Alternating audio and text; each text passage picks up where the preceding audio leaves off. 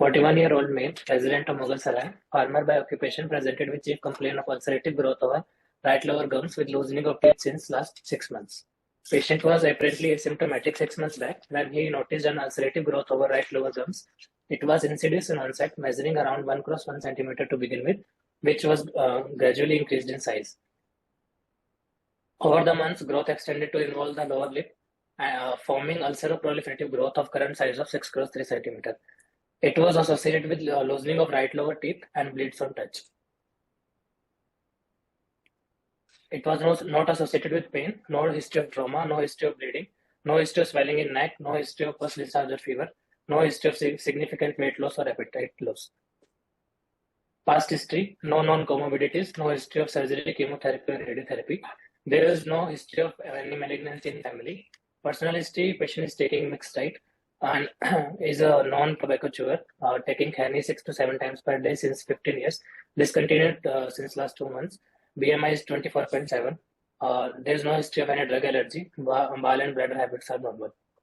Summary of history. 41-year-old male, tobacco chewer, presented with ulcerative growth of right lower gums, associated with loosening of right lower teeth, gradually progressing and involving lower lip, not associated with pain, with no significant medical history.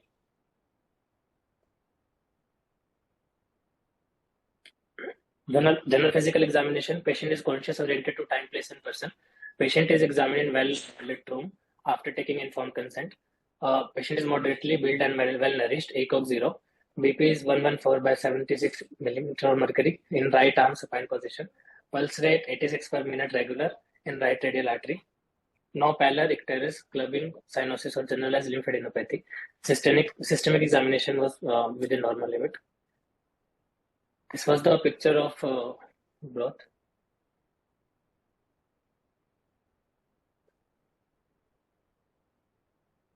Local examination. On inspection, mouth opening was 2 fingers, trismus grade 3.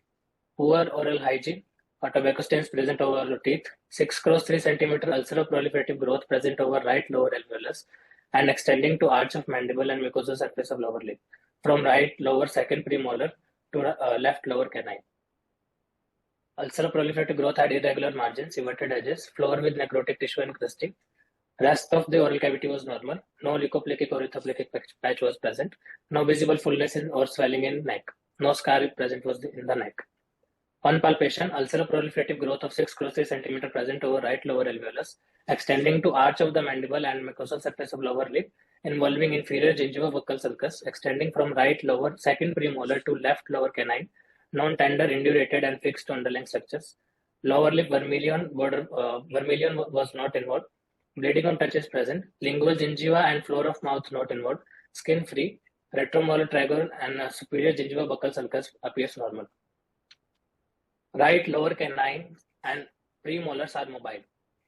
There was a single firm right level B, 1B, lymph node measuring 1 cross 1 centimeter palpable, mobile, not fixed to overlying skin. No other palpable cervical lymphadenopathy. Summary. 41-year-old male, tobacco chewer, presented with ulceroproliferative growth over right lower alveolus, involving arch of mandible and labial mucosa. Insidious and onset gradually progressing, not associated with pain, with everted edges and mobile single firm right level 1B lymph node. My provisional diagnosis is carcinoma right lower alveolus involving arch of mandible and lower lip. CT4A and 1MA. So the question here is, why do you say it is lower alveolus and not lip going to alveolus? How do you decide which is the primary? Sir, according to history, patient noticed growth over left lower gums and associated with loosening of teeth. And from there progressed to lower lip. Otherwise, what is the criteria of deciding? Yeah, where is the bulk of the tumor? In lower lip. And you are not showing us the GBS, gingivo-buccal sulcus, that it is involving the mandible there. Yes. Is it there in the first photograph that you showed? No. It really looks the other way around. Yes, ma'am. See, where does the kidney cancer occur? The patient, the people usually place the kidney in the GLS, so that is the site. It usually occur in the sulcus. Yes, sir. So that means the cani is always in touch with the alveolus and the lip, or the alveolus and the buccal mucosa, depending upon where the patient keeps the cani. And what is the mechanism? Anyone? So what is this cani actually? Can anybody tell us? Arre, come on, you need to know this. Ma'am, it is slate line. Only slate line? Tobacco with slate lines. So how does it causes cancer? Due to nitrosamines, polyaromatic hydrocarbons, it causes chronic irritation of the mucosa. Then Which why leads it to- causes? Then why cani causes chronic irritation of mucosa only where it is placed, while the gutka can cause cancer anywhere in the mouth? That also has pH and nitrosamines. causes free radical generation, oxidative DNA damage, leads to mutation. What causes the local damage to the mucosa? So the slate line causes enhanced absorption of nitrosamines locally, when it is locally present. The lime causes damage to the mucosa. And why the lime is mixed? Can anybody tell me? It enhances the absorption. To make the oral cavity more alkaline. What is So what will ericoline? you? Ma'am, ericoline is the alkaloid which is found in aretha nut.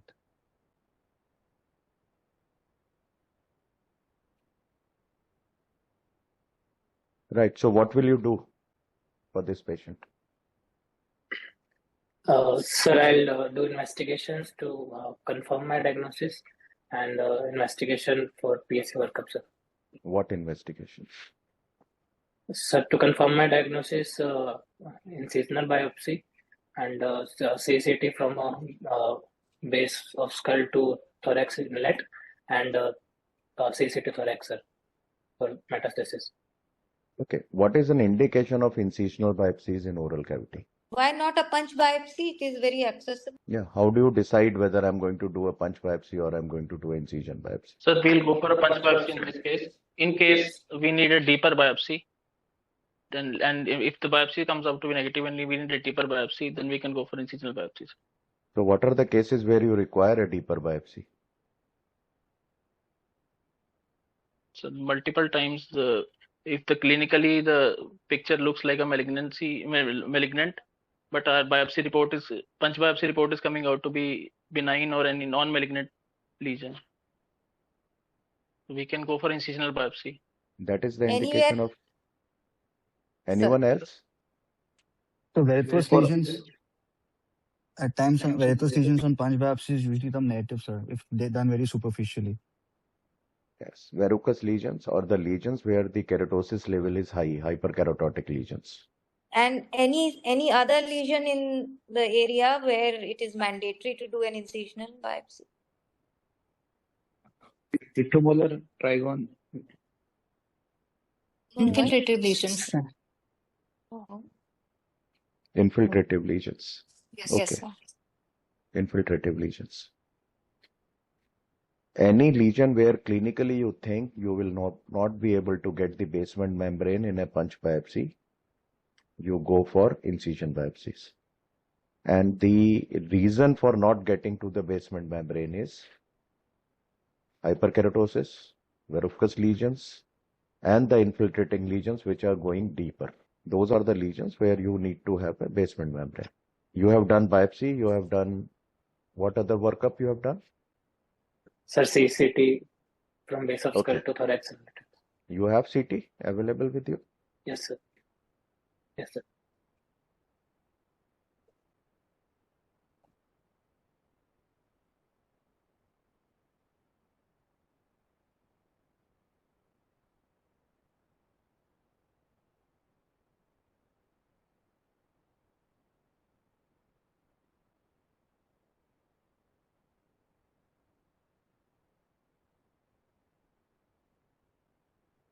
Okay, what are your findings?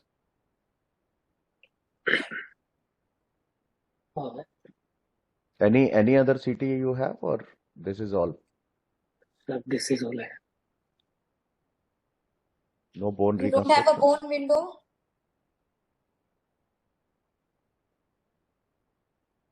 And show us with the cursors so that we know that you understand what you are showing. Yeah, describe the findings with your cursor. Yes, sir.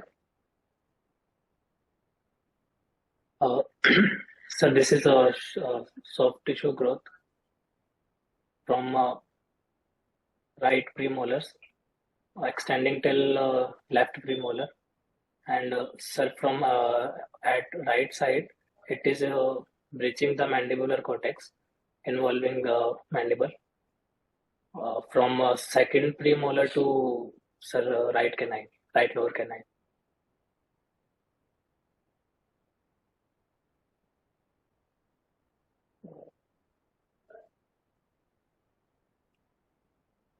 And how much is the breach? How much of the cortex is breached? Depth of cortical invasion? So it's complete involved, sir. See, if you can see the teeth there, Yes, sir.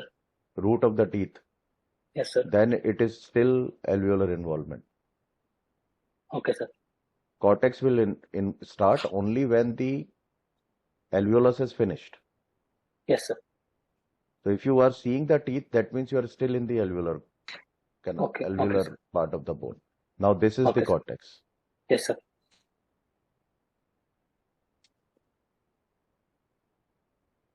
And how deep it is going? How much is the width of involvement or depth of involvement? More than 50%, sir. Do you have bone cuts or 3D reconstruction? No, sir. No, sir. Okay. Is the mandibular canal visible here in this section? No, ma'am. Now, what is visible there on the right side?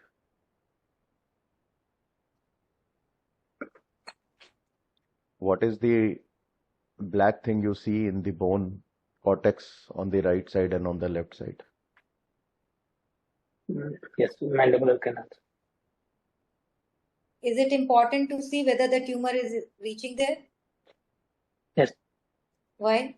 Sir, ma'am, nerve involvement, Mandible nerve? mandible, Huh? mental nerve, Mental nerve? inferior Cotton? alveolar nerve, inferior alveolar nerve, inferior alveolar nerve. Inferior alveolar nerve. Okay. So what will you do in this patient? Sir, I planned for segmental mandibulectomy, wide excision of tumor, and reconstruction can be done. And sir, MR and modified radical neck dissection with reconstruction. That is Unilateral or incomplete. bilateral? That is incomplete answer. What is your treatment plan? Full thickness wide excision with the segmental mandibulectomy with bilateral MR and E3 with reconstruction. What reconstruction are you planning? Sir, we can do PMMC and plating or prefibular flap. Yeah, we can also leave it like that only and make an ND gum deformity, isn't it? What are you planning to do? What is your plan here? You are the operating surgeon. You have to decide on the surgery that you are going to do. So what surgery are you going to do? How old is this patient? 41-year-old. 41. Yes, ma'am. So he's very young. Yes, ma'am. Does he have any comorbidities? No, ma'am.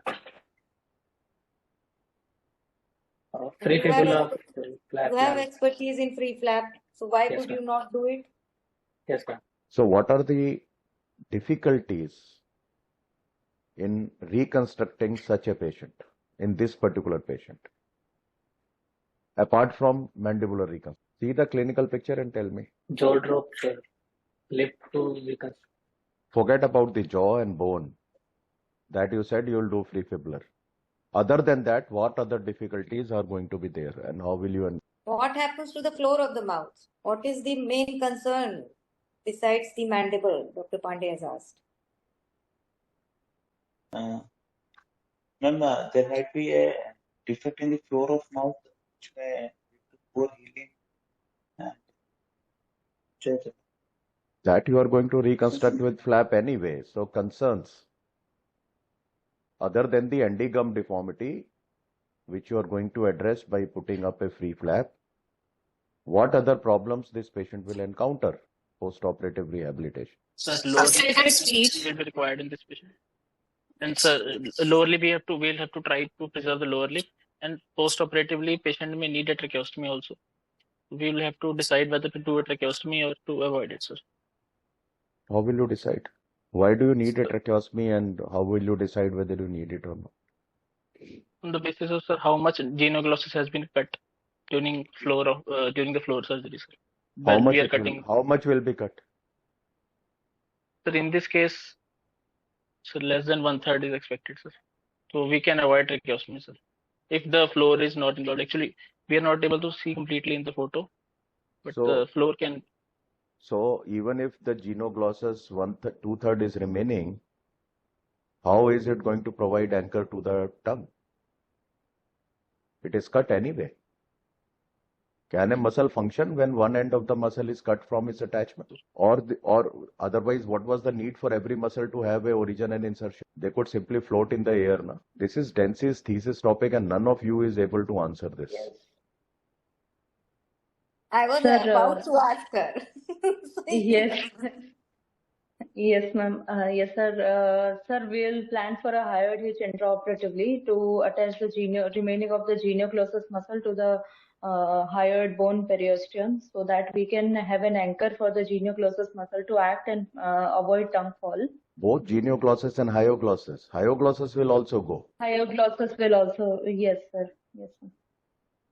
For both genoglossus and hyoglossus. Hyoglossus, we will need an anchor. Yes. Yes. So basically, whenever you are doing a arch resection, the anterior anchors of the tongue, both of them goes. So the biggest problem that you are going to face in these patients is tongue fall back. So you have to encounter the tongue fall back, you have to either do a hired hitch, or if you have the two parts of the muscle remaining, that you will usually find in hyoglossus, but in genoglossus you will not find the other end. So you can hitch the genoglossus to hyoglossus and hitch the two ends of the hyoglossus together to prevent the tongue fall back.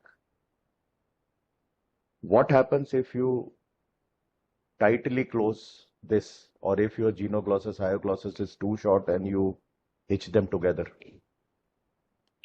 So there will Perfusion be of tongue. Yes, Kali Mata. Sir, also while reconstructing, we need a liberal flap to create the GLS, or the patient ends up with protrusion of tongue. Exactly. And what happens with the lip resected here? That's the third problem. So first blood problem supply. is bone reconstruction. Second problem is prevention of tongue fall back. And the third problem is what will happen to the Drooling lower of lip? saliva. saliva. Oral competence is gone. So how will you cover that? Think about it. What can be done in this case? How much of the lower lip is going to go? More than half. More than half. So what are the options of reconstructions when more than half of the lip is gone? You are bringing the free flap anyway, so you don't need a nasolabial flap over there. The skin cover is not in the question. The question is competency. Will this patient have drooling? Why But if we he will provide have him a drooling? better, So we'll if we preserve the provide him a commissures better on both sides. gingivo-buccal sulcus. Exactly. Both sides will preserve the commissure and create a GLS, sir. When you already have the both side commissure patent, why will you have drooling? So you have to preserve as much of the commissure as possible on either side. Lower lip near the commissure. Commissure will be preserved anyway, but you have to keep lower lip on either side to prevent the drooling. Loss of which muscle causes drooling of saliva? Orbicularis oris. Angular labialis. Angularis. Depressor angularis. Yes, the depressor angularis oris. Which nerve is it supplied by? Marginal mandibular. So you have to preserve the depressor angularis oris on either side. And you also have to preserve its nerve supply while doing this case. Middle part of the oral cavity, middle part of the lip can be reconstructed with the flap that you are bringing. And what is the function of orbicularis oris then? If it is not drooling, what is the first part of swallowing? To close the upper and lower lip approximation. The mouth close. So orbicularis oris is responsible for the closing of the mouth during the first stage of deglutition. When the bolus is being pushed back, the orbicularis oris has to close. Otherwise, the bolus or whatever the patient is eating will leak through. It is different from drooling. So competence is required for eating. That is through orbicularis oris.